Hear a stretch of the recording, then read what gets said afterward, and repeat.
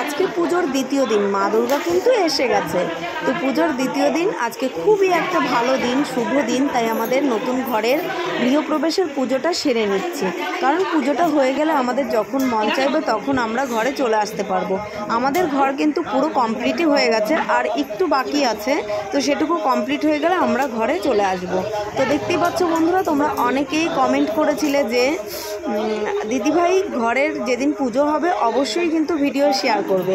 তো সেটাকে আর না করে পারি? তোমরা হলে আমার একটা পরিবার, তো তোমাদের সাথে পুজো শেয়ার না করে পারি? তাই চটপট একটা ছোট্ট করে ব্লগ বানিয়ে নিলাম। তো দেখতে পাচ্ছ বন্ধুরা, ওদিকে পণ্ডিত আছে, পণ্ডিত কিন্তু নিজের মতন মন্ত্র পড়েই যাচ্ছে, আর আমরা তিনজনে বসে পড়েছি।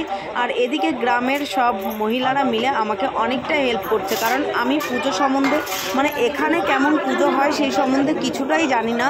তো সবাই এসে আমাকে খুব হেল্প করেছে, সাহায্য করেছে, সত্যি ভালোবাসে, তার জন্যই আমাকে এতটা হেল্প করেছে, তাই না? তো যাই হোক বন্ধুরা, পুজোর কিন্তু সব জোগাড় জানতে হয়ে গেছে, আমার কোনো অসুবিধা হয়নি, একটুও কষ্ট হয়নি। তো পুজো করে নিচ্ছি, তো তোমাদের সাথে যেটুকু পারছি শেয়ার করছি। তো চলো বন্ধুরা, তোমরা ভিডিওটা দেখতে থাকো। আর সত্যি বন্ধুরা, আমি কোনোদিনও ভাবিনি যে এই পরদেশে আমি একটা বাড়ি করতে পারবো, আর আমার নিজের একটা বাড়ি হবে।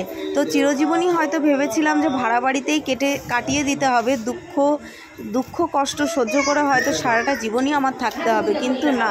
যাই হোক, ভগবানের আশীর্বাদে, তোমাদের ভালোবাসায় আর তোমাদের দাদা ভাইয়ের সাপোর্টে কিন্তু আমার স্বপ্নটা পুরো হয়েই গেছে। তো তোমরা এভাবেই আমাকে ভালোবাসা দিও বন্ধুরা, যাতে আমার প্রত্যেকটা স্বপ্ন পুরো করতে পারি। আর তোমাদের হেল্প না পেলে, মানে তোমরা আমাকে সাপোর্ট না করলে, ভালোবাসা না দিলে কি করে সব স্বপ্ন পুরো করবো বলো?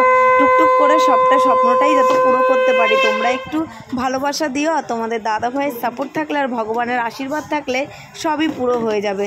তো যাই হোক বন্ধুরা, আমার ঘরের স্বপ্নটা তো পুরো হয়ে গেছে। আজকে আমি অনেকটাই খুশি যে আমি আমার নিজের বাড়িতে পুজো করছি, নিজের ঘরে থাকি।